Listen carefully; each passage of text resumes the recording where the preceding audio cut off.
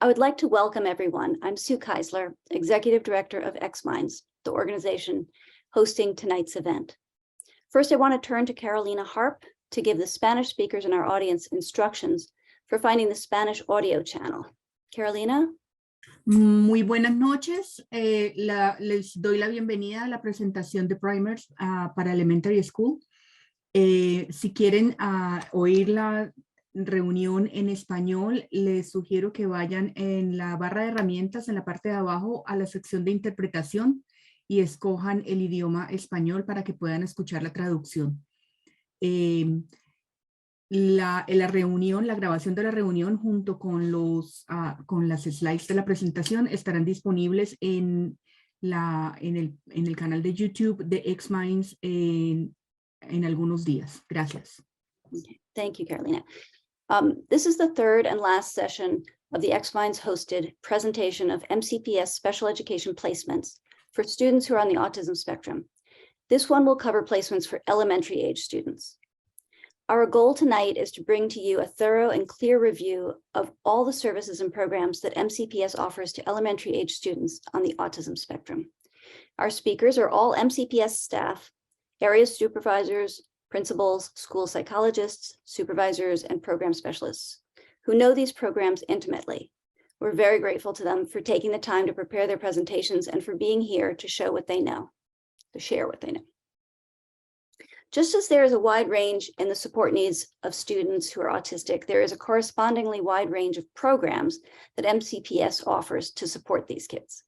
We'll present these programs roughly in order from the programs providing the least support to programs providing the most support. The first half of the presentation will cover all the programs that lead to graduating with a high school diploma. We'll start with Homeschool Model, then Asperger's Connections, then Social and Emotional Special Education Services, which we know by SESES, then School-Based Learning Centers, of which there are many, and then we will have two specific learning centers, the Darnestown Learning Center, which is only for students on the spectrum, and then Sandburg Learning Center.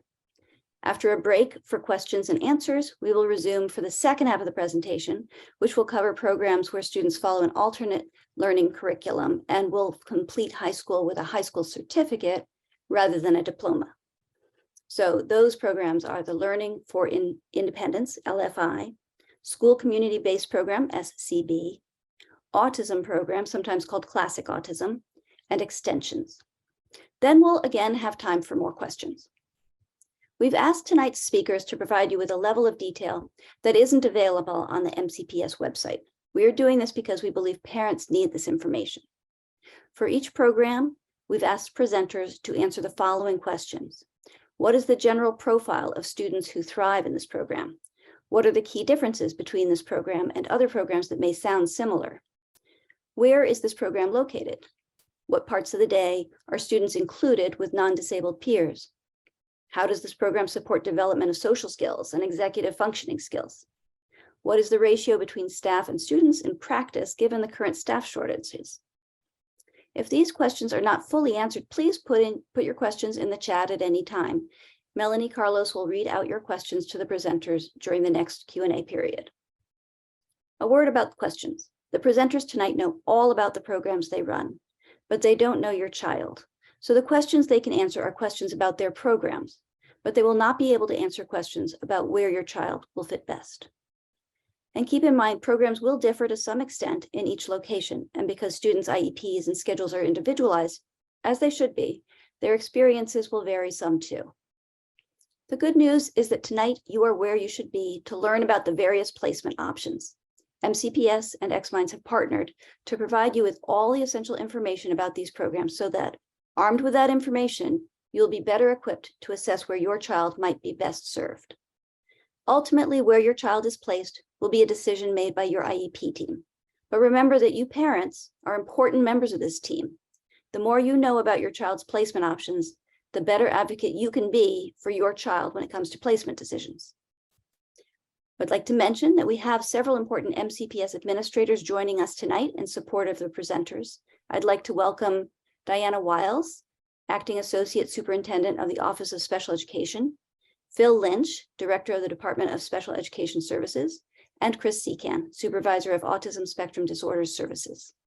Thank you, Diana, Phil, and Chris for being with us tonight. Finally, before we start the presentation, I want to quickly mention we are recording this in both English and Spanish. We will make the recordings and presentation slides available to you in a few days. Our first speakers tonight are Kelly Giron and Dr. Melissa Brunson. Both are area supervisors in the Department of Special Education Services. Ms. Giron and Dr. Brunson, thank you so much for being with us tonight. I will turn it over to you now to talk about the homeschool model. Good evening, everyone. My name is Dr. Melissa Brunson, and I serve as one of the 6 MCPS special education area supervisors overseeing the homeschool model for elementary, learning, and academic disabilities, which we call the LAD program, and resource for secondary, middle, and high school in the following school clusters. So I cover Walt Whitman, Seneca Valley, Rockville, Northeast Consortium for Blake, Northeast Consortium for Paint Branch, and Special Schools Program, Stephen Knowles. Ms. Giron will be presenting on the Learning Center, and that will be later on in the presentation. But for this part of the presentation, I am going to talk about how we serve students in our homeschool model service program. Next slide. The homeschool model, which is our essentially inclusion service program for elementary schools, is available in all elementary schools. Students who receive services in the homeschool model can have any range of disabilities, including those with autism spectrum disorder. The homeschool model represents the least restrictive environment because it provides the maximum opportunities for students to be included in a general education classroom setting with their non-disabled peers in their home schools. Now, even though the majority of the student's day is spent with non-disabled peers, services can be provided outside of the general education setting in a pull-out fashion. For example, if a student requires a targeted intervention and the school team believes this set of services can be best met in a small group outside of the classroom, general education classroom, then this can occur within the homeschool model. Next slide. And just to reiterate, students with autism spectrum disorder can be provided supports in the homeschool model as determined by the IEP team. And you'll see me repeat that throughout this part of the presentation. Services and supports can be provided in a small group or individualized fashion as determined and must be documented on the IEP, individualized educational program, and can occur inside or outside of the general education setting. Examples of support services that a student can have include speech and language, occupational therapy, physical therapy, or adaptive physical education.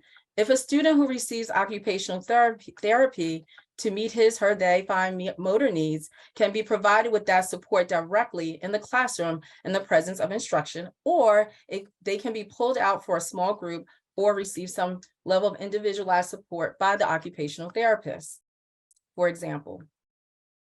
Supplementary aids and services and accommodations to support communication, executive functioning, and behavior, social, emotional needs and challenges can also be provided in the homeschool model.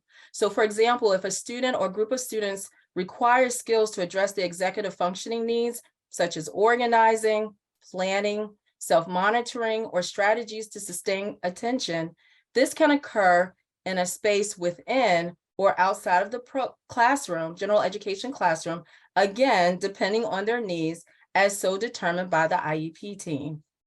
And lastly, if a student requires technology, whether it's low, like pencil grips or fidgets, or high, voice recognition or word prediction programs, this can also be provided in the homeschool model. Next slide. And what I want you to remember, the most important thing or understanding is to know that the special education process starts with the IEP team. This IEP team is responsible for determining the level of services that are needed. The level and amount of services that are determined will dictate where these services can be best rendered.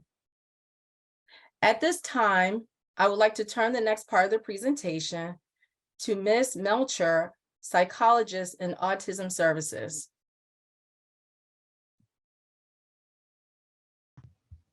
Hi, everyone. I'm happy to be able to be here with you tonight to share information about our elementary services. Our program has previously been referred to as the Asperger's program within MCPS, and we have been having movement towards a new name. And as of July 1st, we will be officially changing the name of the program to Autism Connections.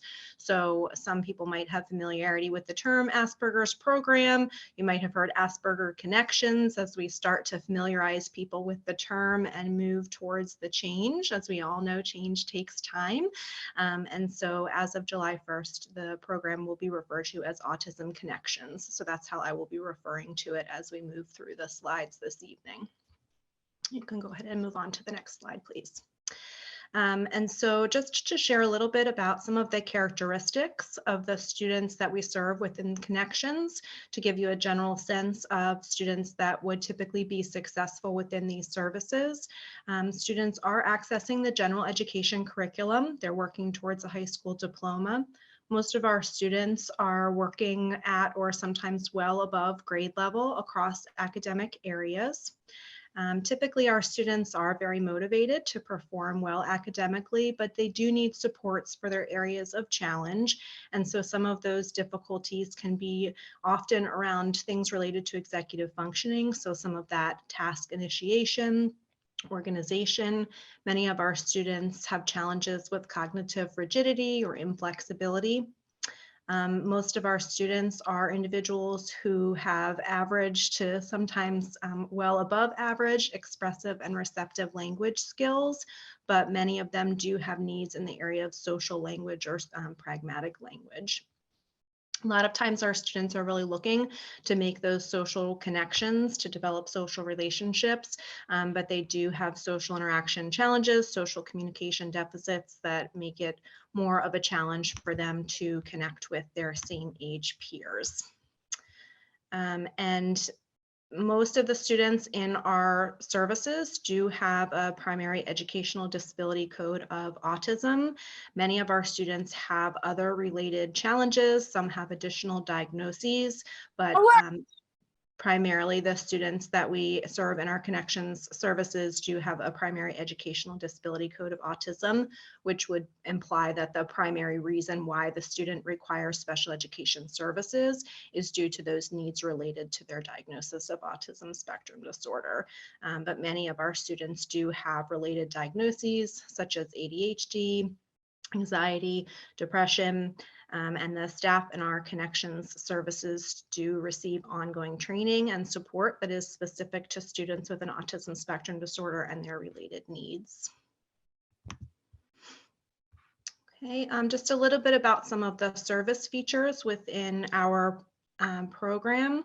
Typically, the ratio within our classrooms is 1 teacher to 2 paraeducators and about 8 students. Our students do receive instruction outside of general education, meaning that they are in a self-contained classroom with other peers with an IEP, students within our program that are in a separate setting for their English language arts instruction, as well as their social skills instruction. And then they participate in general education, meaning that they are in a larger classroom with their general education grade level peers with the support of the teachers or special education paraeducators from our services for math, science, social studies, their specials, lunch and recess as well.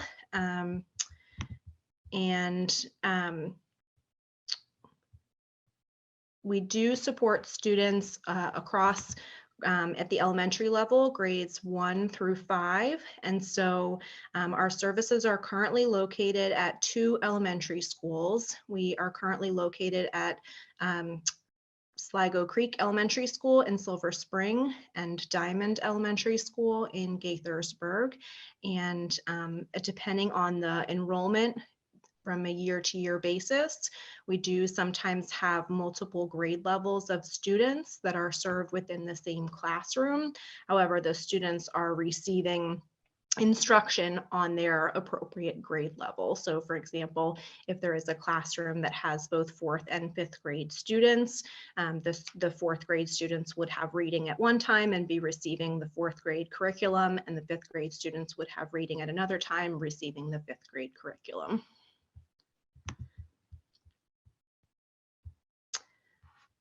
Right.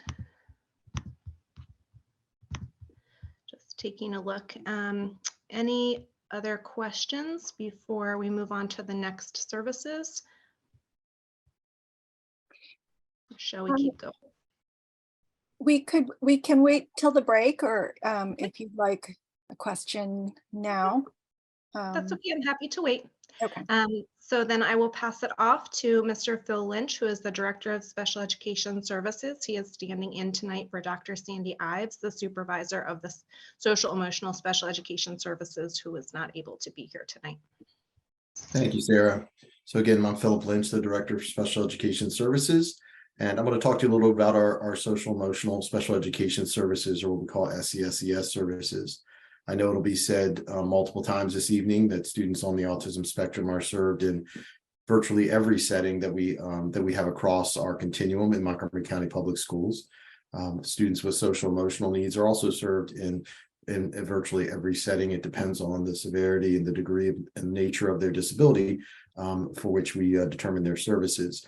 So if you could go to the next slide, I'll talk a little about what students, and you'll hear me use the word typically a lot in these descriptions, because we know that students come to us with a range of needs. And so there's no such thing as a perfect fit for our services. We are always tailoring our services using the IEP as our guide to make sure that we're meeting students' needs. But a typical student in the SESES services would be a student who's experiencing some significant social emotional difficulties or behavioral difficulties that impact their ability to access the curriculum in the general education environment. And so there would need to be a discussion about the student needing to be in a smaller setting, much like the setting that Sarah just described, but in a different type of structured classroom. The students in these services are typically working towards addressing needs in the areas of frustration tolerance, developing coping mechanisms, social skills. Dysregulation is often an area in which we're working with students who are receiving these services. Here it says anger management, but we're often working with students who may be dysregulated throughout the courses of the day or have certain triggers that we need to work through. They have trouble with collaborative work with their peers and resolving conflict. Typically, students in the program are going to be cognitively average, but there is a range of student needs that we serve. And those students may also come to us on or below grade level in different academic areas. So there may be the need to implement interventions, including academic interventions in reading and math. Typically, all of these students in the program would be receiving supports through a behavior intervention plan for their behavioral needs. They would require social skills groups and counseling services typically to address those dysregulation and also to help support their generalization of those skills across all settings. Next slide. So I too am going to talk a little about what the structure of the classroom and the day looks like. So you see those ratios there. I know those numbers could be confusing for folks. But again, I'll just repeat, the one would be the teacher, the two would be paraeducators. And for this program, we look to serve students at a 10 classroom model. There may be times when the classroom is slightly smaller or slightly larger than that, but we start with that as our structure for how we set up these classrooms, that there'll be a teacher, 2 paraeducators for every 10 students. Instruction will primarily be for the academics in that smaller self-contained setting, although we do have students, depending on the data and how they're performing, that are receiving a lot of their supports and services in the general education setting. So there's really some variability there based on what students need, but we have the ability within this program to teach students in those smaller self-contained settings if that's what their IEP calls for. At minimum, students are going to be included for the specials, recess, and lunch. But as I said, students may also be included for other portions of the day, including academic courses, depending on their needs. For each of these schools that have a SESES program, we assign a licensed social worker, and that is a clinical social worker who is certified to be able to do those provide those group services, working with students through those social skills and behavioral needs. We also assign at the elementary level a behavior support teacher to each of these programs. So that's somebody who would be monitoring the behavior intervention plans, helping to provide support to the teachers, helping to do crisis management when there's needs in that area, and really a general support to the entire program to help make sure that the goals and professional development around behavioral and social emotional needs are being met. So I see in the chat, yes, we're talking about SESES programs right now. I'm going to turn it over to Ms. Duran at this point so she can talk about our school-based learning centers. Ms. Duran? Thanks, Phil. Hi, my name is Kelly Duran. I am one of the 6 area supervisors.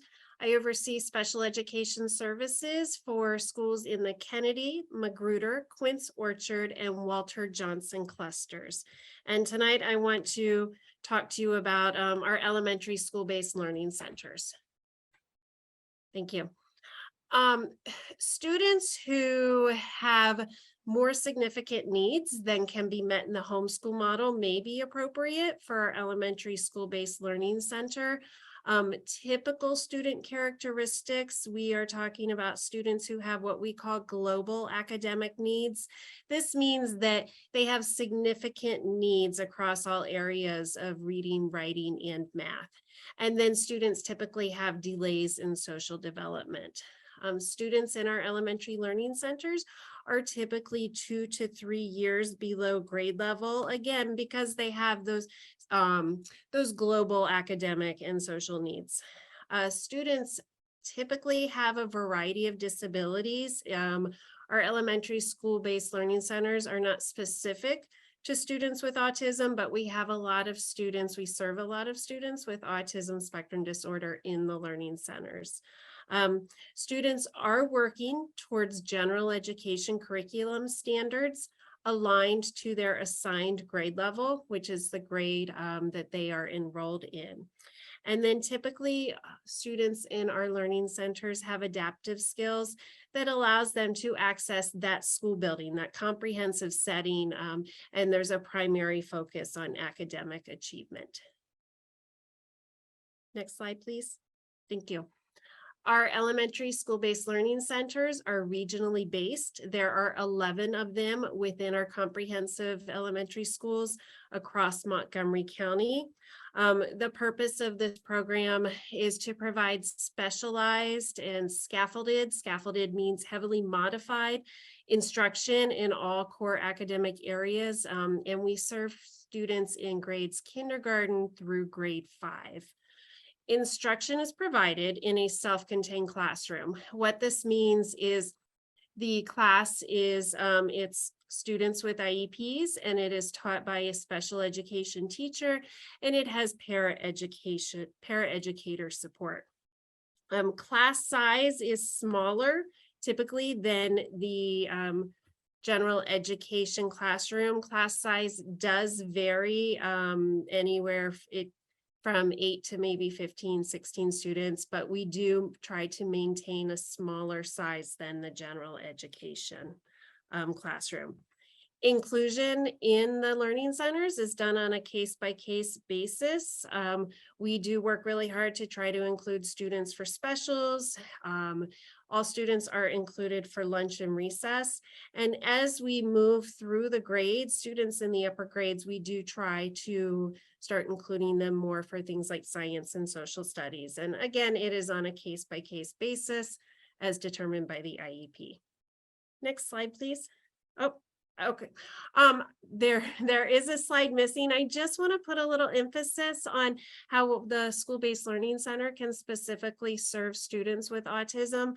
As Dr. Brunson said, in the homeschool model, it's very similar supports.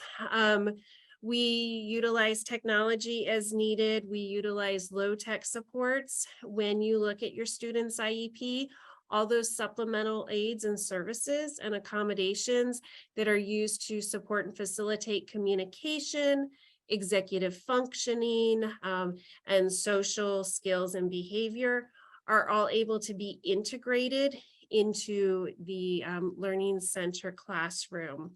And then if your child receives a related service such as speech or occupational therapy in the Learning Center, those services can potentially also be integrated into that smaller classroom. And then if your child needs, it can also be a pull-out service.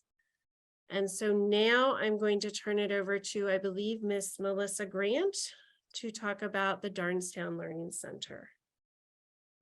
Good evening, everyone. If you could go to the next slide. So I'm going to talk about the services that are at the Darnestown Learning Center, which is one of the county's 11 learning centers located in Gaithersburg, Maryland. This specific learning center is designed for students who have a diagnosis of autism and are pursuing a diploma. They're also working towards general education curriculum standards aligned to their assigned grade level.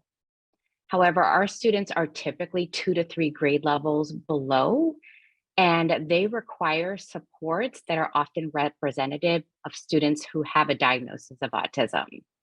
So what does that look like? In our classroom, you will find a language-enriched classroom. It will have visual supports, such as individual schedules, mini schedules. They might have individual cue cards or rule reminders on their desks.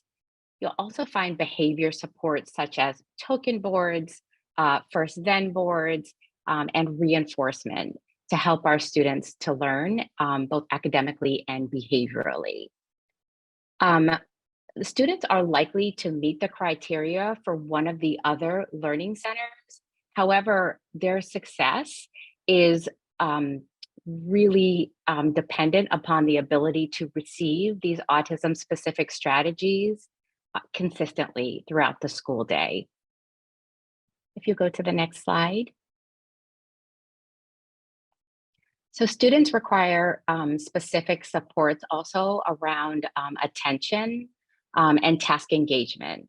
So many of our students need to learn explicitly, need to be taught explicitly how to initiate, sustain, and complete tasks. They also need support around the application of newly learned skills.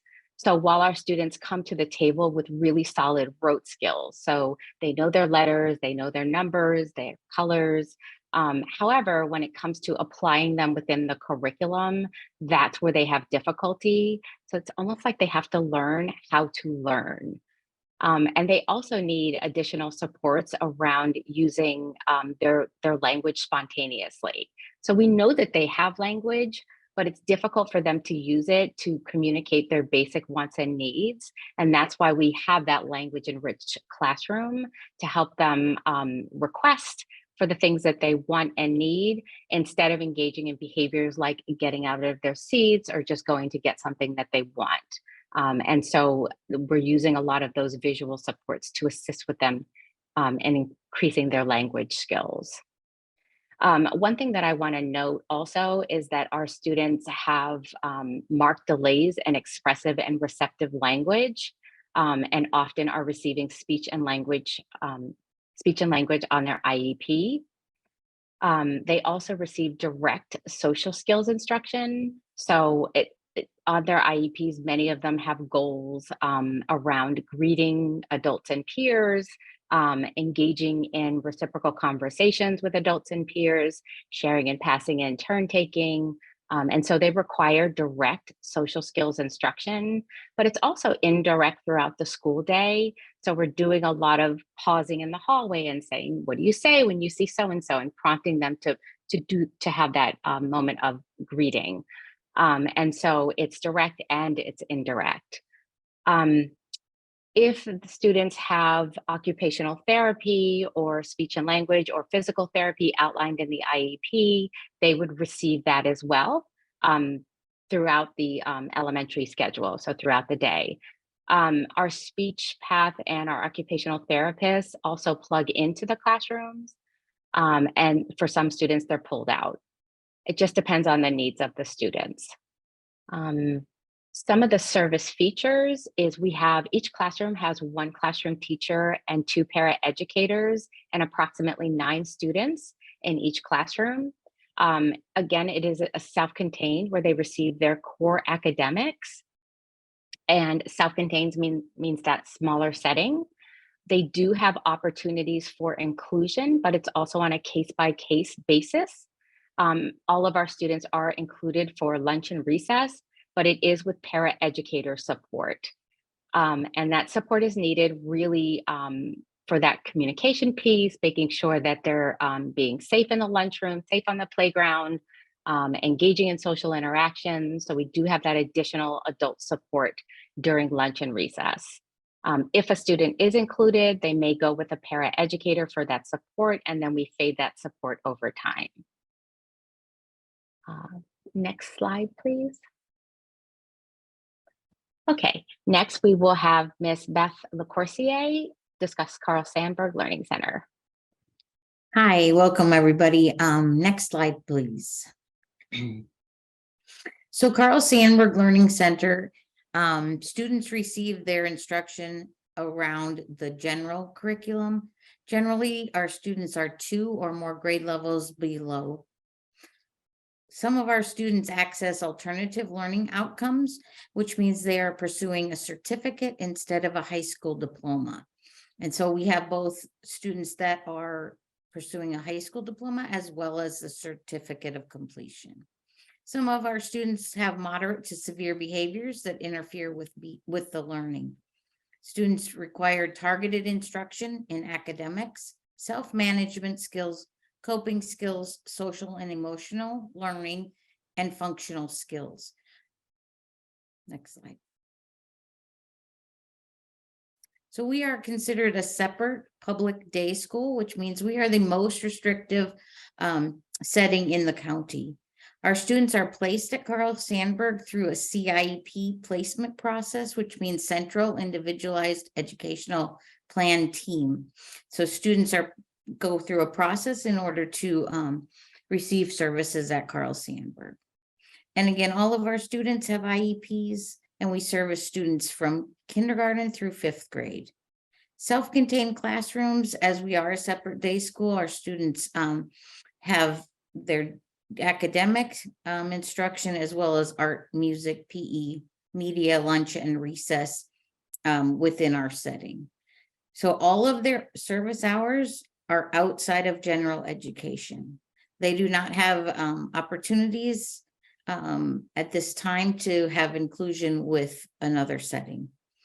Our ratio is 1 teacher to 2 paraeducators and approximately 7 to 10 students. We have one thing that Carl Sandburg has is we have a full-time social worker, a behavior support teacher, and a psychologist. We also have on-site physical therapy, occupational therapy, and speech language pathology provided on site, as well as some of our services are provided virtually. And so when we think about a social worker, as at Darnestown, many of our students have social and emotional goals on their IEP, as well as behavioral goals. Most of our students receive speech language services as well as physical therapy. We are a school of about 100 students. And at this time, we will turn it over for the question and answer session.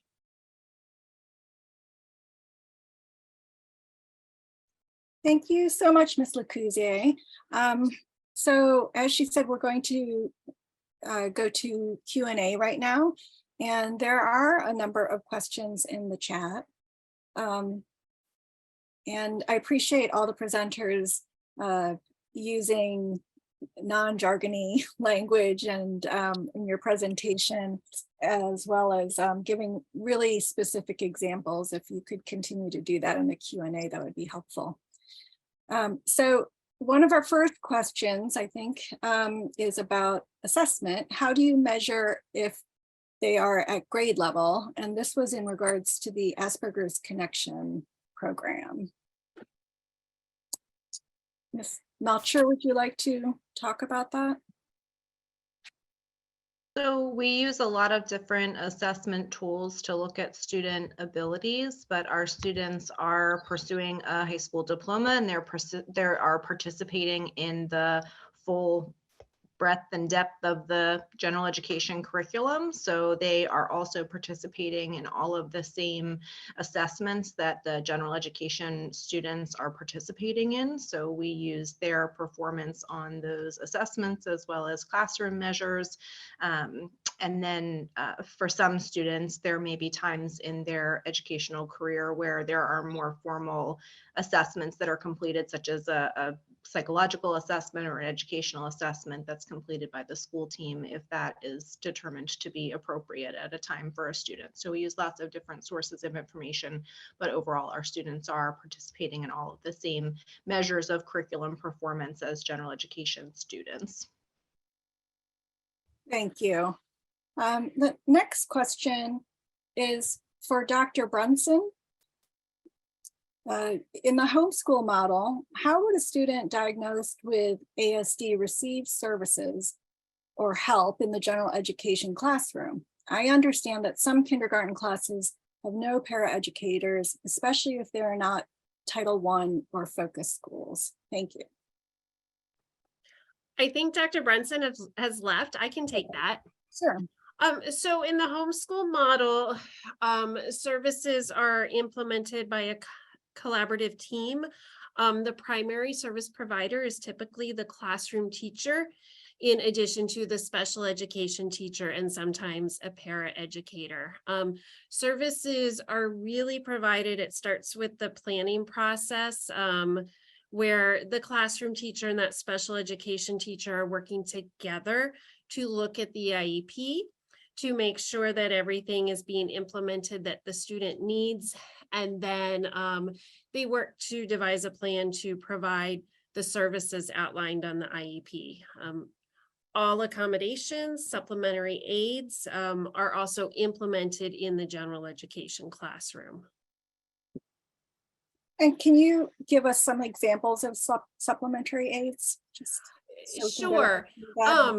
Some examples, for instance, many students, especially younger students, need manipulatives. Those are those concrete examples, like the physical things I can hold for math when I'm learning to do that basic addition and subtraction. That would be a supplementary aid. Anything around like monitoring student work, monitoring my work. If I have challenges with task completion, I might need just, a reminder to, oh, I need to finish my paper. I need to finish my sentence. Things like that. Other things like repeating directions. For many of our younger children, like our kindergartners, they might need more of a visual schedule or itinerary to help with that cognitive planning, like what am I going to do next, so they can see that. That's an example of a supplementary aid. I would put that right at the student's seat, so he or she could always see what's happening, what's coming up next, things like that. They're individualized to what the student needs. So when you're in your IEP meeting, we talk about that as a group and they're listed on the IEP. Great. I was just going to say that all of these supplementary aids and services would be determined in the IEP meeting and be listed on the actual document. Yes. So parents can go to that section of the IEP to find out what is being offered for their child. Okay, so next we have a question. Well, first, this person says, I appreciate your responses. My son has an ASD diagnosis. It's just hard to figure out how to proceed when the school gives us a 504, but not an IEP. So I know it's hard to address specific students. So perhaps one of you can talk about diagnoses and what that means in a special education setting, and the process of determining 504 versus IEP. Phil, did you want to jump in? If Sure, not, sure, I can it. take that. Yes, absolutely. So, really, and this may not help or make the person who asked the question feel better about the current situation, but and this may have already been clarified for you, but I will say that one of the primary difference between a 504 and an IEP is the delivery of those actual services, or what we call specially designed instruction, that is working towards the progress on specific goals. So earlier I talked in the slides that I was focused on around access to curriculum, access to instruction in the general education setting. And so if the team has data that supports the fact that a student only needs those accommodations or their supplementary aids and services to access that instruction and to really function on grade level, or to access the classroom setting, and those accommodations through the 504 are really what is needed, then that's really what should be applied to try to support the student in that situation. If there's data along the way, and it could change, we certainly see students as they progress, or as the curriculum challenges become greater, it may and they may not make the type of progress that we hope that they make, given what's in place for them. Then there may come a time when there is a need for those services, and the data will be there to support that. So it's not something that is binary, that is set in stone for the rest of the student's educational career. But it sounds like at this time there isn't data to support that the student would need those specially designed services, but really can access the curriculum through those accommodations. Yeah, so I think the important thing there is that students change, and their needs and supports may change. So if they have not received an IEP now, that doesn't mean that they will never get special education services with an IEP. So thank you. The next question is, what is the difference between kids who need autism connection versus SESES? Is it a severity of behavior problems? Yeah, so I think we get a lot of questions about, what is the distinction, sort of like, how do you decide when a student is more Sarah, do you want to take that? served by one or the other? Sure, I can talk a little bit about it, and then Phil, if there's anything that you want to add, feel free to jump in. But some of the differences are around the amount of opportunities for time within a self-contained classroom. So as I shared, our students in our Autism Connections program are participating in general education with support for all of their academic areas, except for the English language arts and the specials and lunch and recess. And there are more opportunities for time in a self-contained classroom if students are not demonstrating that they're able to be successful in the larger classroom environment with that level of support, and the school team is feeling like they need more. That would be one of the differences. There are also different levels of mental health support, and so if a child is experiencing more needs around their mental health, that would be something that would be a difference between the two programs, that there is more of that mental health support available and in the SESES program in comparison to Autism Connections. So those are a couple of the main differences that I think about. It is an individualized decision. It is difficult sometimes to read about a child on paper. Children don't always fit into one box neatly. And so there can be, characteristics that the team might feel would one program or the other might meet their needs. It is really an individualized decision to make those differentiations, but those are some of the bigger differences that come to my mind. Phil, did you have anything else that you would add? No, I think you did a great job, Sarah, describing the differences. I would say that, you know, there are some differences in the types of needs that the students are presenting, which is one of the reasons why the programs are designed differently. And so the students in the Autism Connections class really need that support in the general education setting to work on those skills that they may be working on in their resource class around those social skills. So helping to generalize some of those social skills in the general education setting. And students in the SESES program are typically really focused around those periods of dysregulation, and dysregulation can cross over to both, so that can be a little confusing, but it can look different for those student populations. Okay, thank you, Mr. Lynch. The next question I have is a parent question for Ms. Melcher. Again, the slide in your presentation mentions above average expressive and receptive language skills. Is this compared to other ASD diagnosed kids where a lot have speech or language delays compared to neurotypical kids?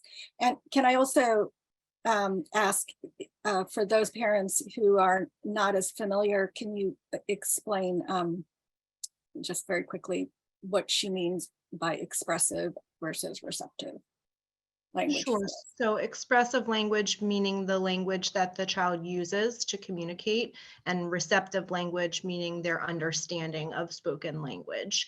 And it is in comparison to typically developing same age peers, not necessarily that the students in our program have stronger receptive and expressive language skills than other individuals with autism not served in our program.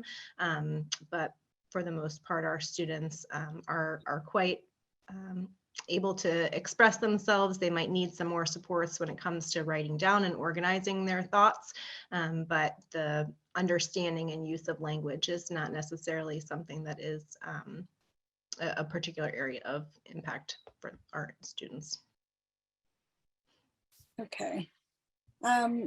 The next question is, what assessment tools are used for nonverbal learners? Also, do you have teachers to assess nonverbal learners? And she did want to rephrase that question. Let's see, what specific tools are used to assess these learners, and are your teachers qualified to use these tools? So specifically questions about nonverbal students or non-speaking students. So I'll try and take the question. That's a hard question to answer because we don't really have the surrounding context of the age and the presentation of the student.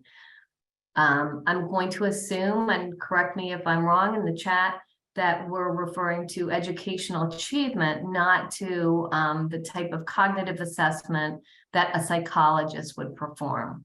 There are different groups of standardized or published assessments that are normed against other students that are appropriate for nonverbal learners. But there's also a wide variety of data collection systems that are employed in the schools to collect permanent product data, which is materials that a student produces, to data that we collect on the amount of help a student needs to respond in a certain way, to data that we use to inform how our nonverbal learners are communicating using a communication system and participating in the curriculum. So that's a big question, and there are many answers to it, but I hope that's a broad overview. Okay, and let me see, can this person, if they want to follow up, who would they contact? Depending on the age and stage of the student and the child, where they are in school, I would start with the child's service or the school team that is currently supporting the student. If they feel a need for more specific information, they are always welcome to reach out to their area supervisory team or to the autism office. But that really is a question that is really dependent on an individual student and their strengths and needs. Thank you. And I should remind everyone that we did put in the chat the listing for how to find your area supervisor. If you have questions about that, reach out to us as well. Let's see. The next question is, what is the main difference between Darnestown Learning Center and Carl Sandburg? Is there no inclusion opportunity in Carl Sandburg? And I would like to take that question just to frame things. I am the special ed supervisor that has the pleasure of supporting both of those services. Carl Sandburg has the word learning center in it. In a historical context, that was where our very first learning centers existed, in a self-contained separate day school. Over time, we developed the school-based learning centers and the Darnestown Learning Center that are in regular comprehensive school buildings. We're having some debate in our special education administration and community about whether or not Carl Sandburg should be referred to as the Carl Sandburg School or Carl Sandburg Elementary School, because at this time, the students that we serve, while there's some overlap, are significantly different. okay. And Chris, while we have you, that I did notice that there, I know it was somewhere up there in the chat, some questions about touring these programs. Could you elaborate on how parents Yes. tour a program that they think may be a good fit for their child? So I'm going to refer families always back to the team that's supporting them currently in their homeschool or their IEP team that may be located in another school. We do provide tours to families of different services, but I want to stress, and when I say we, I mean special education, but I want to stress to everyone that tours are very disruptive to instruction. We try really hard to not be dragging people through classrooms where our students are trying to learn and are aware that there are people coming and watching their learning. We try to keep that to a necessary minimum. I do understand that parents are anxious to understand more and learn more about different services. And my suggestion is to begin with talking to the school team about whether or not they're familiar with services. They're welcome to contact us in the autism unit or talk to their area supervisors. I would not urge parents to decide that they want to advocate to see a variety of programs just to see them. The ability to give a meaningful tour to families takes staff away from other responsibilities that are really meant to support children. And so often we have staff who will spend days doing tours when what they need to be doing is be working with classroom teachers around better supporting our kids. So there's a delicate balance there. I hope that answered that question. Yeah, I think that clarified it. And forgive me, I'm doing two things at once here, but did you mention the virtual option of touring? Is that still available? So different services, we have over time, different of our services have developed virtual tours. They're not quite as meaningful as seeing a service in person, but they are a good start. We don't have a uniform policy in special education right now about whether or not each service or school has a virtual option. Okay. All right. So the important thing there is to check with your students, teachers, and IEP team. All right. The next question I have is, how is MCPS managing the shortage of paraeducators in the workforce? I know it's a trying time in terms of staffing for our schools. Can someone address that? I can start and Mr. Lynch will join me, I'm sure. I'm sure I will, Chris. You start. Generally speaking, I've talked with our xMinds friends about the fact that we are in fact struggling with staffing everywhere in Montgomery County Public Schools. you will have seen some aggressive recruiting, and I say aggressive in a positive way. You will have seen some aggressive and creative recruiting efforts from MCPS. We're also doing individual recruiting through schools, through personal networks, honestly, and in any way that we can to attract our paraeducator force back into the schools. I hope Mr. Lynch will expand a little bit on some of the opportunities that we are looking at to make being a paraeducator enticing, with the long-term goal of developing our own teachers. Many of our best teachers were paraeducators for us, but we have to get them into the door first. And I'm not as current with what the initiatives in the system are as Mr. Lynch might be. Certainly. And, you know, it is a question for which there's no easy answer. And we do a lot of creative things in terms of asking our paraeducators to shift from one class to another to help cover when we are thin and there are folks who are out for whatever variety of reasons. We also have had times in which we've needed to deploy, central office staff, including myself, to go out to schools if there are staff that may be out because of illness or for other reasons. And the vacancies that we have really put us at a place where we don't have that, for lack of a better term, kind of cushion when people do go out. And so this is not something new to us this year. This is something that not only MCPS, but all school systems have been working to address. And we do have staff that go out at times and who are deployed to help support schools. I've enjoyed going into some classrooms myself and being considered a substitute. Folks often don't know who I am, and it's whatever the name of that show is when the boss is in the trenches. I'm not thinking of the name of it, but it's a moment for me that it really helps me connect. So we've tried to get creative with our resources. What Chris is referring to is that we are in the process of working with our labor partners to try to see what steps we can take through those negotiations to help make these positions more enticing.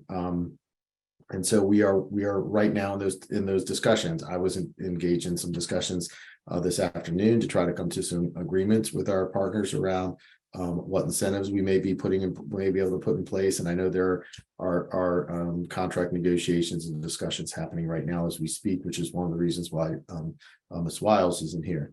So it's through those efforts that we hope to make these positions attractive. We've also taken steps to partner with some universities to help give paraeducators an opportunity to step up into teaching positions with the training and knowledge that they would need to make that jump. And so there are some steps to also get folks into teaching roles where there are vacancies as well from that paraeducator structure. We have some paraeducators who come to us as temporary part-time employees, so they're not full-time employees. And that is also an area where we get a chance to see how folks perform in the classroom setting. They get a chance to see what the position is like. And then when there are opportunities or vacancies for folks to step into permanent positions, then we have that kind of a feeder from those temporary part-time employees. Great, thank you so much. The next question we have, I'm going to say it out loud and then maybe rephrase it just to help perhaps get to the root of this person's question. What are the steps to get a student into Carl Sandburg if a family is not satisfied with their current placement? For example, their homeschool. So, we get a lot of questions about parents who aren't satisfied with their current placement. Can someone? Sure, I can speak to that. Yeah, I can speak to that. Procedure is for if there's a disagreement, for example, with their team about placement. So those are two different questions, but I'll try to address both of them. So when we consider the services for a student, we're always start by looking at the least restrictive environment, and then we work our way through that discussion. So when we talk about the many of the services that we discussed today, like Autism Connections, like SESES, like the learning centers, Those services are in comprehensive school settings. So the existence of those services in a comprehensive school setting with opportunities for students to access general education classroom settings or non-disabled peers throughout the course of the day is going to be one step along the way in that continuum. The Carl Sandburg Learning Center, we have taken a step to partner it with Maryvale Elementary School, so they do have an elementary school that is connected to them. So there are some opportunities that we'd like to develop over time with Maryvale when it's appropriate for students to be included. That is a process, and students would need to show that they are ready and have the supports in place to access that. But by and large, Carl Sandburg is a separate day school setting. So the conversation really would need to be around what is it about your students' need that would require them to be in such a restrictive setting, a separate day school setting, for which throughout the course of the day, they're really not going to see non-disabled peers or have opportunities to interact with non-disabled peers unless we take those steps for them to be working with our partners in Maryvale. So the thinking really has to be what is the need of the student, and what rationale would there be for them to be removed from that comprehensive school setting. So that's really what the discussion becomes. If there's a disagreement, I often see folks kind of going in circles when there's a disagreement, and sometimes we think that restating our positions multiple times or in different ways is going to help resolve the disagreement. And there are times when school-based teams feel like the recommendation they're making is the best recommendation based on their professional expertise and based on the data. And then there's certainly times when parents, obviously knowing their student and knowing their child and being the parent, feel like they have the best recommendation for their child. I will say to all of you that it's not very productive to just repeat the same discussion over and over again, or the same points. I think sometimes it's helpful for another party or another person who can help mediate that to get engaged with it. So there are times when mediation may be appropriate. And the step really there would be for you as a parent, if you feel like there is any aspect of the IEP that you disagree with and that you would like to mediate or discuss with somebody else outside of the school-based team, you can contact our resolution and compliance unit. I can put the number and their webpage into the chat. We have a couple of different aspects to address disagreements. One is an administrative review, which does not involve mediation. That's where somebody from the compliance unit can review the situation and provide an administrative recommendation around that review by looking at the whole picture. There's mediation, and then of course there's due process. So those are our resolution pathways. There also is a path for conducting a facilitated IEP where somebody else may come in and help facilitate the process. So those are the things that we use to try to resolve those disagreements. And by and large, we do resolve disagreements. If you look at the data that we have in Montgomery County, it's a very small percentage of cases that will go to that nth degree in terms of due process. Hopefully I answered that, and I'll put the resolution compliance unit information into the chat. Yeah, thank you. I see somebody popped it in there. Thank you. Thank you. Let's see. I think it's 8:04 now. So I think what we should do is move on, and we will have time after the next set of presentations to have more Q&A. So I am happy to have Anne-Marie Tagliaferri with us tonight. She is a supervisor with alternate learning outcome services. Ms. Tagliaferri, would you like to begin? Sure. Hi, good evening, everyone. I apologize, I'm starting to lose my voice. But my name is Anne-Marie Tagliaferri, and I am the supervisor for those alternate learning outcome services, including Learning for Independence, school community-based, and extensions. There are a lot of acronyms associated with alternate learning outcomes. You may hear the terms ALO, and I really wanted to spend just a few minutes putting that into context so you can understand what it means as we go through the program descriptions and what we're referring to when we talk about alternate standards.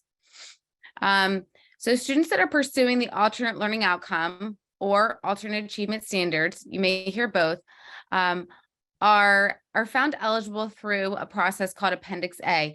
That's a process that is completed at an IEP meeting. And I'm happy to answer any questions, at another time about what that process may look like and some of those questions that come up. The alternate achievement standards are really the most important pieces of the curriculum. In the following slide, I'm going to give you an example of what our general education standards look like next to those essential, what we call the essential elements. I believe that depiction will help bring a better understanding of what your student, if they're pursuing those standards, what they're working on. In all of these services, the skills are taught in context with opportunities for repeated instruction in large and small groups. When the students are pursuing these alternate standards, they are not bound to the entirety of a grade level curriculum. As I said, we're pulling out those most essential elements. So there is time for slowed pacing, repeated instruction, and additional practice to make sure that the students are mastering and maintaining the skills. The students also in these services are all participating in our community-based instruction to support that generalization of skills. And community-based instruction starts in the classroom within a classroom community.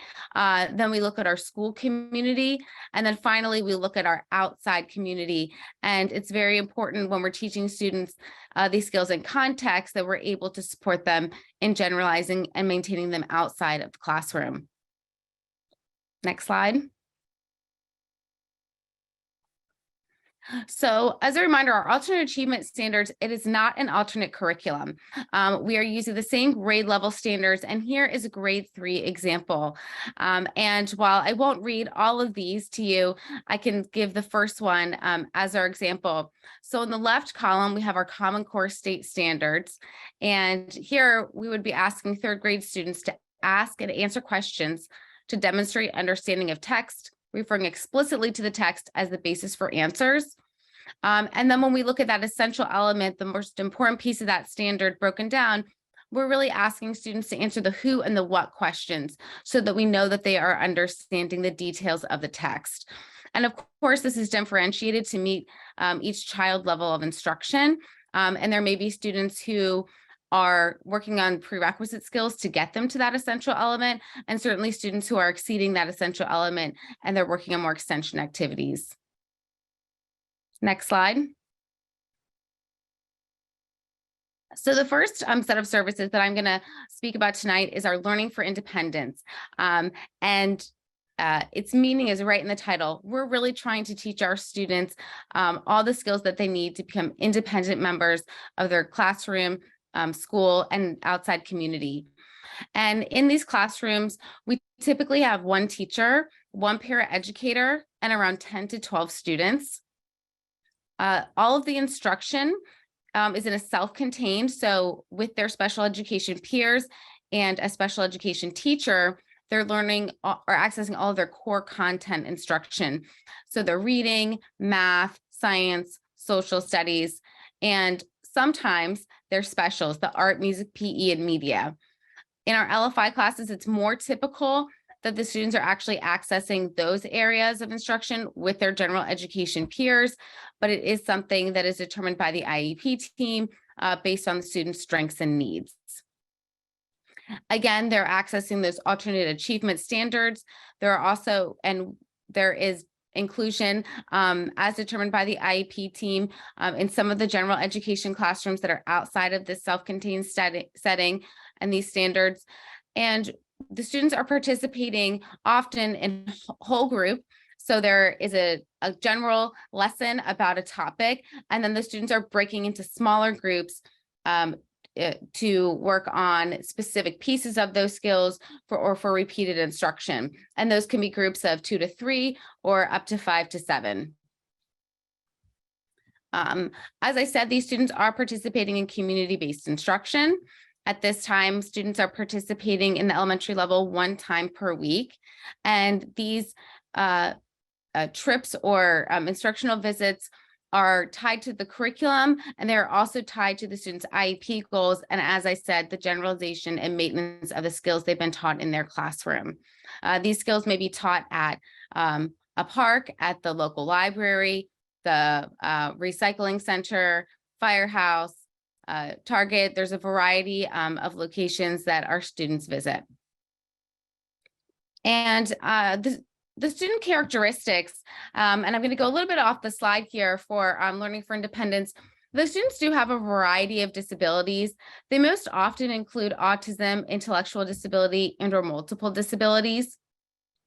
And the students do require intensive supports to access the curriculum, their instruction, and their school routines.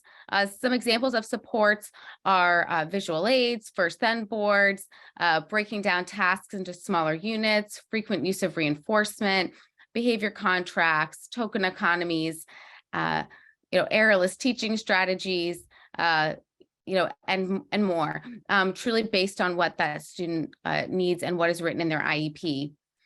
The students also have communication needs.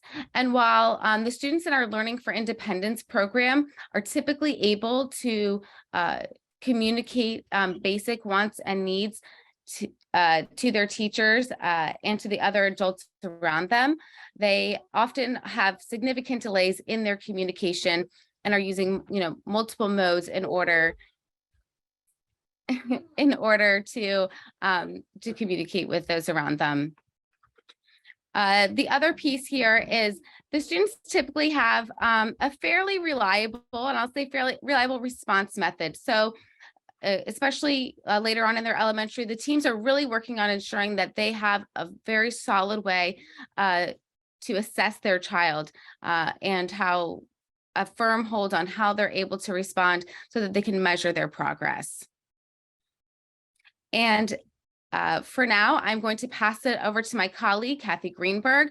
She's an itinerant resource teacher and part of our alternate learning outcome service team. Hi, good evening. So we want to go back to the last slide. I think there was a slide change in the middle there. So I'm going to be speaking about the school community-based program. Ms. Tagliaferri just talked about the Learning for Independence program. The school community-based program provides specially designed instruction and supports for students with the most significant cognitive disabilities and complex learning needs, including students with autism, intellectual disabilities, and multiple disabilities. I think what distinguishes the school community-based program from the Learning for Independence program is the intensity of needs that the students have. So you'll notice it has a smaller student to teacher ratio, generally than the Learning for Independence program, with 1 teacher, 2 paraeducators, and 6 to 8 students with additional supports provided as needed and outlined in individualized education programs for students.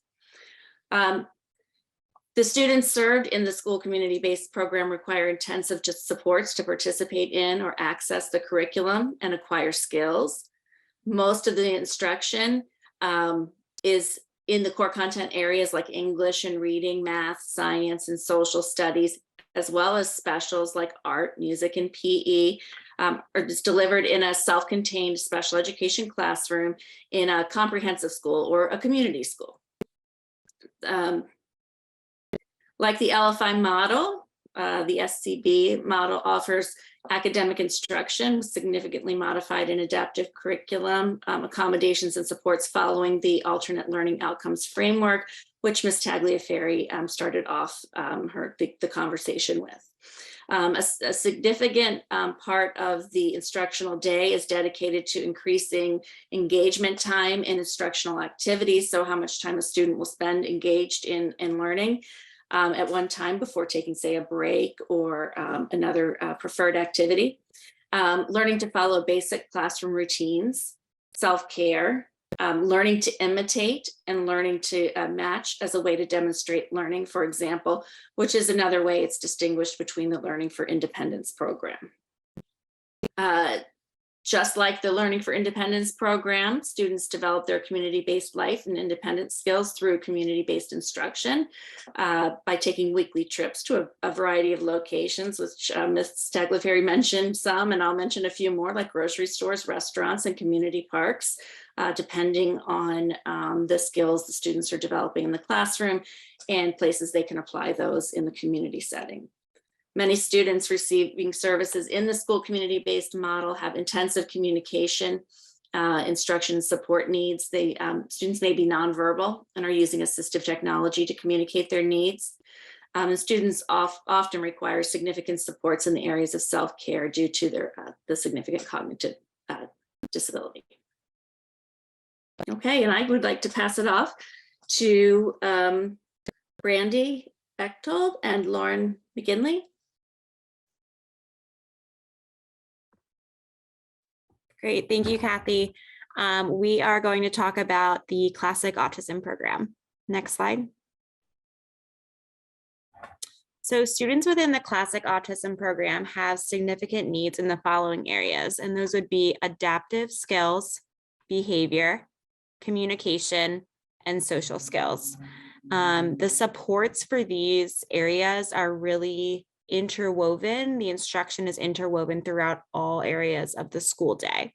Students within autism services are accessing alternate learning outcomes and are pursuing a certificate of completion. This program is also sometimes known as the Classic Autism program, so you may hear it referred to that in these slides. Next slide. So we currently serve about 600 students at the elementary level in the autism program. Our program serves students kindergarten through 5th grade within 56 classrooms across 20 elementary schools. We serve students in self-contained classrooms, which means the students are receiving instruction in a separate classroom from the general education setting. Our students are typically included in lunch and recess with typically developing peers with adult support for communication and safety. Our classroom ratio typically includes 1 teacher, 2 paras, and about 6 to 8 students per class. Students are being provided a highly structured school day with explicit instruction. As mentioned, we are an alternate learning outcome program. We provide curriculum that is modified to the student's instructional level versus their grade level to meet the needs of all our learners. We provide instruction using the principles of applied behavior analysis, which teaches children new skills, behaviors, and coping mechanisms through the power of positive reinforcement. Next slide. The instruction within the Classic Autism program is provided typically in dyads. When I say dyad, I mean 2 students to either 1 teacher or paraeducator for an average of about 3 hours per day. The instruction during this time is individualized and it's based on IEP goals and objectives. We also provide group instruction throughout our day.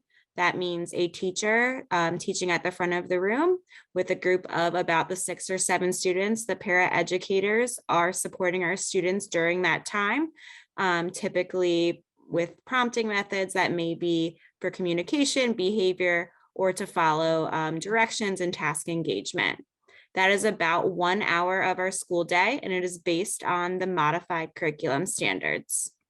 As previously stated, lunch and recess is with typical peers with support from our classroom staff. So our paraeducators are in the cafeteria with our students and out on the playground, and that is really to provide support for those 4 areas as noted previously: adaptive skills, communication, behavior, and social skills.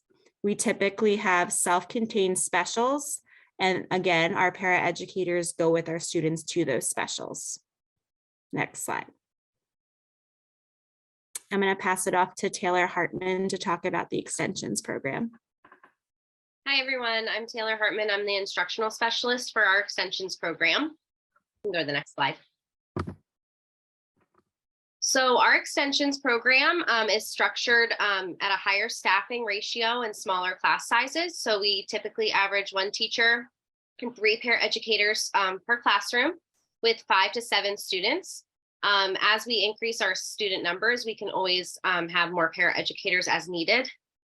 We also on our support team have a social worker, a behavior support teacher, and a program specialist that help support the teachers and paraeducators. The instructional setting is a self-contained program similar to the Autism, LFI, and SCD programs. The difference between these programs is that the extensions program has a heavier behavioral focus. We do still participate in community-based instruction about 1 time per week, sometimes 2 times as the students get older. We are in elementary, middle, high schools, and we have a post-secondary program for 18 to 21-year-old students. Our characteristics for our students are that their communication system is typically still emerging, which is why we sometimes see an increase in the maladaptive or problem behavior. We typically see a more emerging response system as opposed to a consistent one. And so we're still trying to figure out how students best communicate what they know. And our students require heavy support in most of the activities of their daily living. So between, transitioning between classes or using the bathroom, participating in instruction, they require a heavy staff support to be able to complete those tasks. And we require those additional supports to address the challenging behaviors.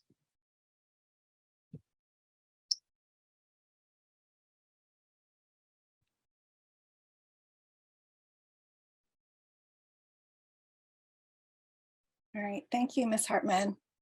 I just wanted to clarify with Ms. Hartman in your presentation, can you tell us a little bit about adaptive skills, specifically what you mean by them, and for a parent who's unfamiliar with that language? Sure. So adaptive skills can be a broader term for things that range from social skills to response modes to independent living tasks like using the bathroom. So adaptive skills are really what can we do independently and what would a child their age be expected to be able to do independently, and then helping support our students in gaining independence in those areas as best as they can. Okay, thank you.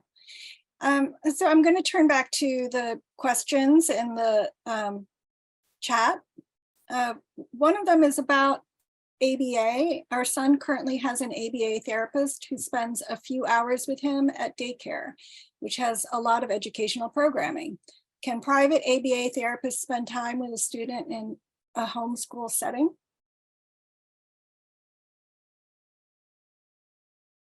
I'll go ahead and answer that. This is not an uncommon request, but it's not a request that we support for multiple reasons. First, if a student is in their homeschool setting, we want them to be fully accessing the staff, the curriculum, and the peers in the home or neighborhood school. If a student has a need for a specific set of supports, it's incumbent on us as the school system to provide those supports. We do, for example, in the autism program, we will certainly spend time communicating with many of our families utilize home ABA providers, and we will certainly spend time communicating with them and sharing information back and forth because we know it's beneficial. But if a student needs a specific support or methodology to be successful in a school setting, it's our job at MCPS to provide that. Additionally, we need to be able to provide evaluative feedback to all staff who are working directly with our students in the schools. And we can't do that with a private provider. Okay, thank you, Chris. Another question in the chat, does MCPS have plans to expand the Connections program to more schools? So I can talk a little bit about that, and then Chris, if you want to join in, but it's always based on the enrollment of students in the program, which comes back to an IEP team decision at the child's home school. So each year we talk about the services and where they're located based on enrollment, and our program grows across the county in our different sets of services as we have additional students that are enrolled in the program. And so that is a decision that is based on enrollment and is discussed on a yearly basis. Anything else that you would add, Chris? I do want to add that I hear that some of the components of the Connections program are resonating with people. And while we didn't talk, particularly as we're talking about home or neighborhood schools, we did not address the fact that many of the strategies and supports that are really helpful for our students in the Connections program have spread across the county through various means. And in many elementary schools, you will find social skills groups. Not all. You need to talk with your home school. In many schools, you'll see some of the visual support, some of the adherence to consistency. You'll see some of the cognitive flexibility strategies. And so the number of students who've been referred to the Connections program has remained amazingly stable over the last 5 or 6 years. That's just important for people to know. Okay, thank you. The next question is, an IEP is mainly evaluated by the teacher. Many times as a parent, I do not agree with the teacher's evaluation. Is there a way we can do a test, not necessarily written, but in other forms, independent from educators and parents to ensure the progress? And if our child has or has not met that specific goal. So I think this parent is asking about objective assessment and evaluations. It's a broader question. So educators are professionals. They come to their profession with training, expertise, and experience. In most cases, unless there's a new teacher who is for whom we are typically trying to support in a variety of different ways. We have a new teacher, special education, professional learning community that we invite folks to throughout the course of the year.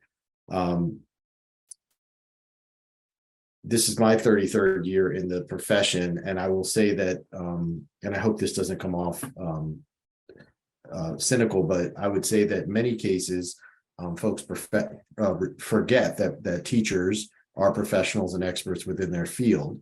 And so I understand that many times the data and the sources that they use are questioned. I think from a parent standpoint, the best approach might be to ask for additional data or different data. And if you have a question about the data, which may be about the validity, please clarify with the school team what it is about that data that you think is wrong. Did the person get your child's birthday wrong when they were calculating the scores? Is there something about the data that you feel is suspect? But I think that oftentimes the data sources are questioned. And I think the best approach is to ask for something additional or different to be provided. One thing that I think is really powerful that is maybe not oversimplifying, but is to ask for work samples. So I always encourage school teams to share work samples. So if for example, there's a writing goal or objective on the student's education plan, I would encourage you as parents to have work samples provided or ask for work samples at the beginning of the school year. And then as your student is progressing, to ask for additional work samples so that you can see the student's progress. That approach can be taken for, not just for writing, but in other ways. But I think that's a very, a simplistic piece of data that I think is very powerful. But I think if you're questioning the data, try to give the folks who are around the table or at the school a reason for why you're questioning it, and so that they can try to help support you with whatever it is that you're looking for. Right. And I think it's important to add that parents should be, looking at their child's school work throughout the year, and not just, one, right before IEP, you want to look at trends. I guess the other thing that I would add is sometimes what parents observe in terms of their child's abilities are different than because they are not in the classroom. So, that's why their input is very valuable as a member of the IEP team. Are there ways that you can recommend a parent who is seeing something completely different in the home setting? What can they do in that scenario? We do have parents share data and information that is brought to us from the home setting. I think the key there is to remember, what under what circumstances was the data collected. So there, and it's very relevant data. It's just a matter of the team talking about what were the environmental circumstances when the student was completing whatever that assignment was. That was one-on-one working with the parent. Maybe there are factors within the classroom that are impacting the student from an attentional standpoint or whatever it may be, that are impacting the performance in the classroom setting. So I think that the data that all those data pieces are valid, but I think it's important for everybody to just discuss what were the environmental factors involved when that data was being gathered. So you're just aware of it. Sure. Okay. The next question is there a learning center with support for students who want to learn to play an instrument? So I can take that, I think. Specials, how is that addressed? So our elementary school-based learning centers are in comprehensive elementary schools. For example, in my area, I support Sequoia has a learning center. If a fifth grader wants to do chorus, it's aligned with the typical fifth grade chorus. Whenever instrumental music starts, if the student in the learning center wants to do an instrument, it's the same schedule as the grade of enrollment. So yes, they would be able to participate in any of the things that that other students participate in. Okay. Next question is, how long does it take the IEP team to make a decision about placement of a child who is new in the system and who has not been in MCPS in kindergarten?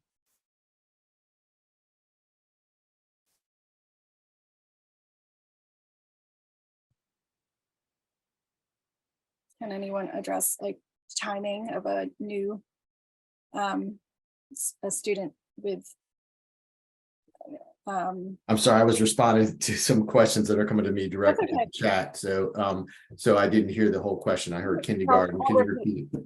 I'll repeat it. How long does it take the IEP team to make a decision about placement if the child is new to the system and did not go to kindergarten at MCPS? I'm not sure what grade they're talking about, but if they're new to the system and they're identified as needing an IEP, is there a time frame, I guess this parent is asking. There's no specific time frame. It's going to vary depending on a couple of factors. So when you say new to the system, I assume we're talking about somebody who may have moved into Montgomery County, if that's what new means. Yeah, but actually, she did clarify. She said she's new to MCPS and her child is in 4th grade. They've been going through the IEP process to assess whether or not he needs to move to another school or learning center. And my concern is that he may not be getting the proper support at his home school and only have grade 5 left to get into the proper program or school. Yeah, and I will just say these questions are getting very, very specific. So I think that I'm going to be challenged to answer very specific single child centered questions, but I will try to make this response as global as I can, and then we'll go from there. So in a global perspective, whenever we are considering how successful a student is in a certain setting, we're looking at the progress on the goals. If there's a behavioral need, we're looking at progress on the behavior intervention plan. And what the team should be doing and what parents should be encouraging teams to do is to come back and look at, is this working? Are we making progress on these goals, whether they're on the behavior plan or in the IEP? And if not, come back. And sometimes the answer isn't to leap to another setting or to a more restrictive setting. Sometimes the answer is we need to revise or change what we're doing, what our strategies are. So we really ask folks to say, first of all, are you implementing whatever it is that we said we needed to implement, with fidelity? And that's something that the staff on this, the MCPS staff on the screen spent a lot of time with supporting their schools with, right? So there'll be recommendations made for strategies for a behavior intervention plan. But then we'll find out that, it's not being really implemented with fidelity. Folks really need to be there if there's a reward system to reward the student on a regular basis. So that really takes hold. Having it on paper really doesn't mean much. So it really has to actually be implemented. And so if it's not being implemented, then we don't know if it's not working. So, and that is one of the roles that these folks play in doing consults and going out and working with school-based staff.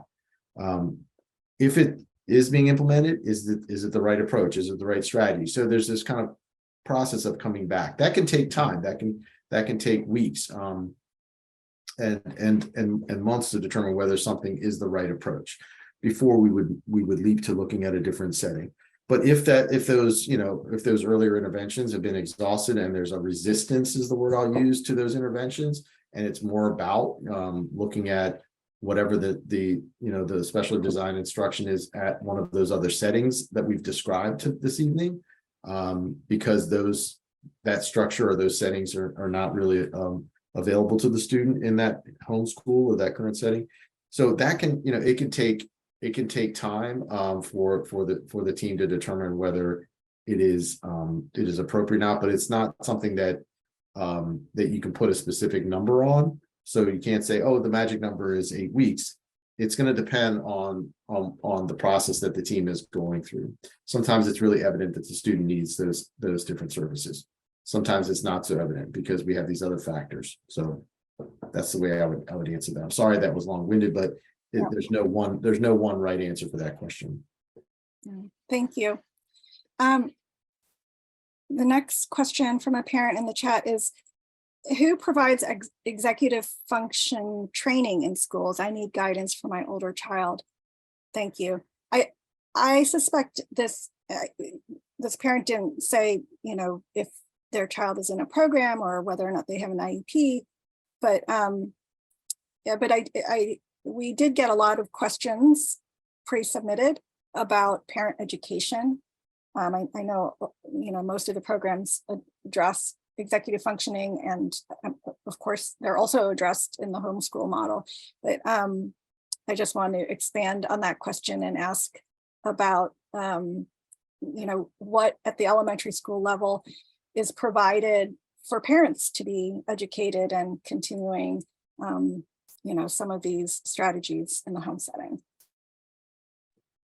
So we have a parent, I see Chris coming off mic, and I know I'm talking too much, so I'll turn over to you, Chris, but I will just say quickly that we have a parent engagement liaison, Mary Beth Mansaranis, former principal and former special educator, who's been doing some workshops.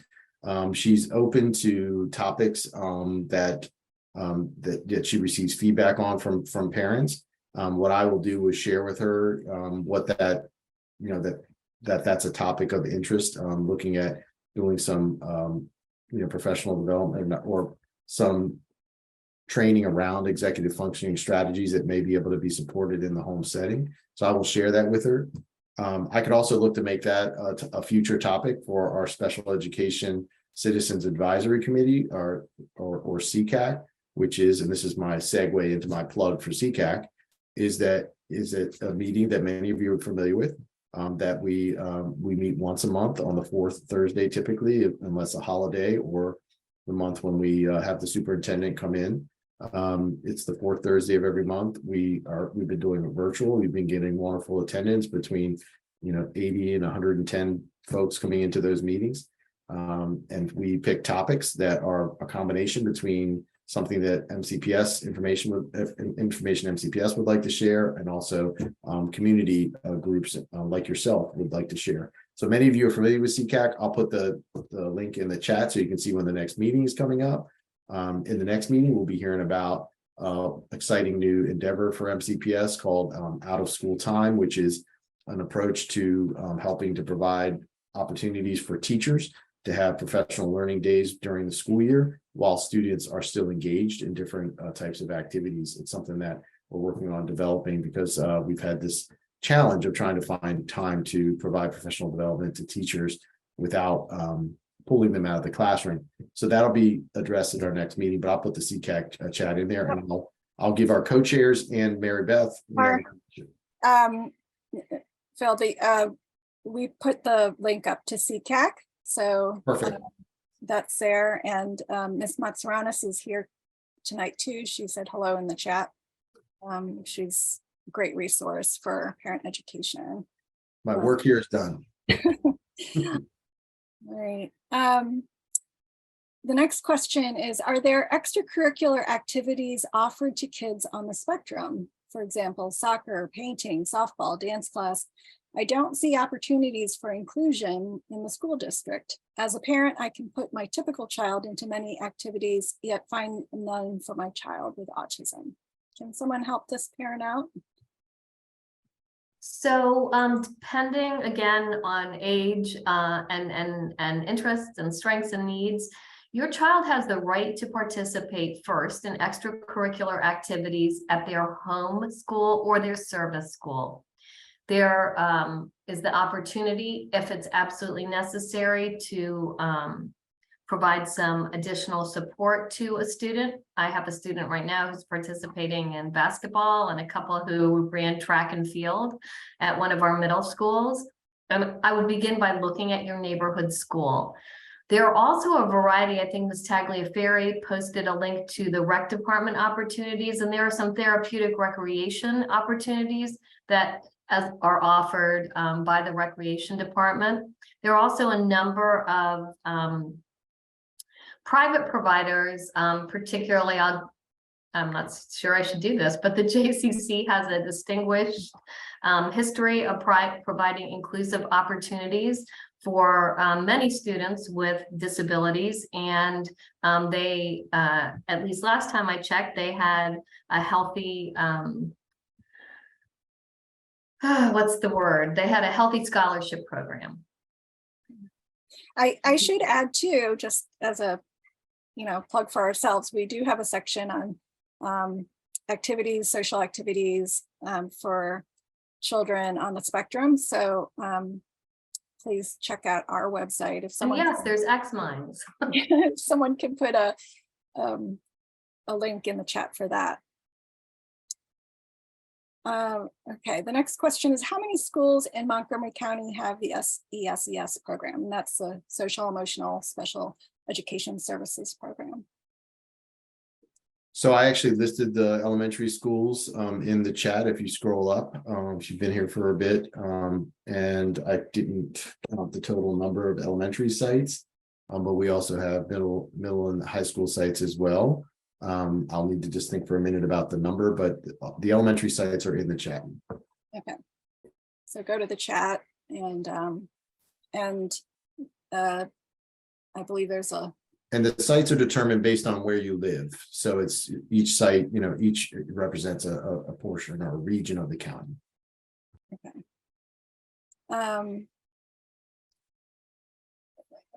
There's, I think that the last question there has already been addressed by Missy Ken. So I think we have, yeah, and Annie has put in the chat autism friendly activities.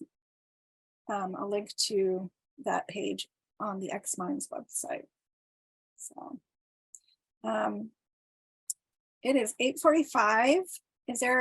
Does anyone else? Let's see.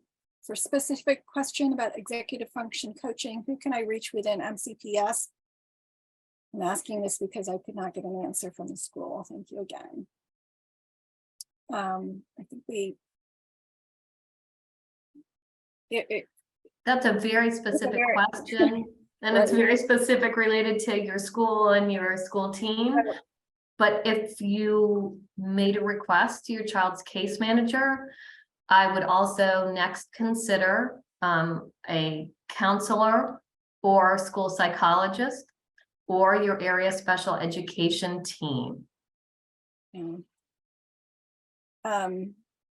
So there's a question for the kindergartners at SESES and School-Based Learning Center. Is there a potty training support available?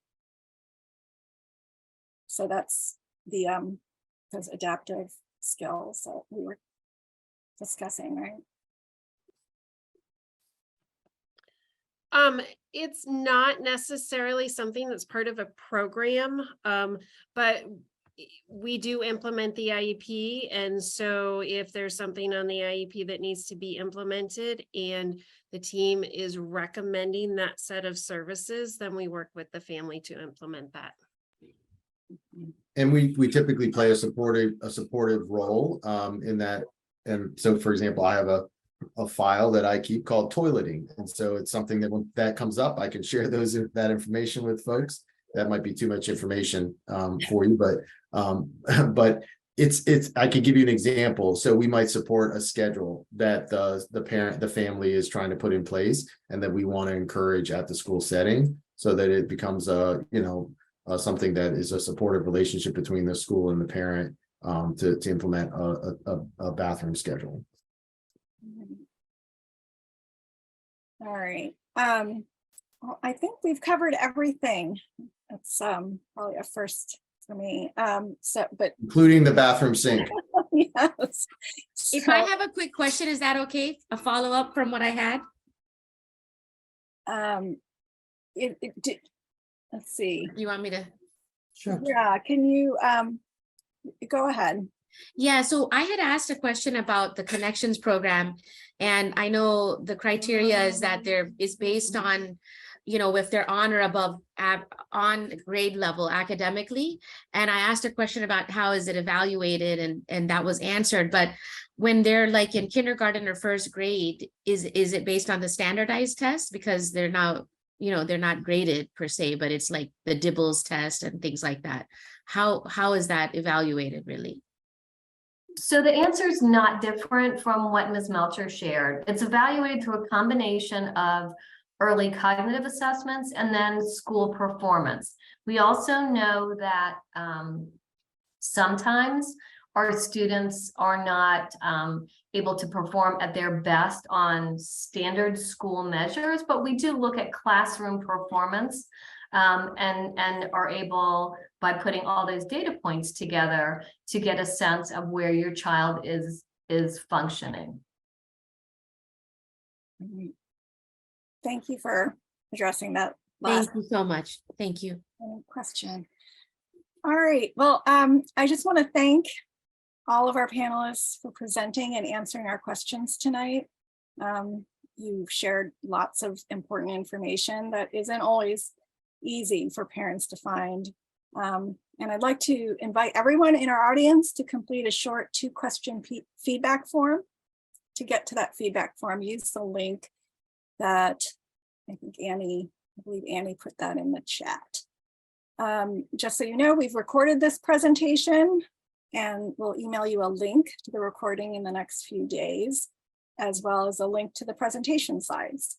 So thank you again to everyone, especially our panelists. And thank you to everyone who came tonight.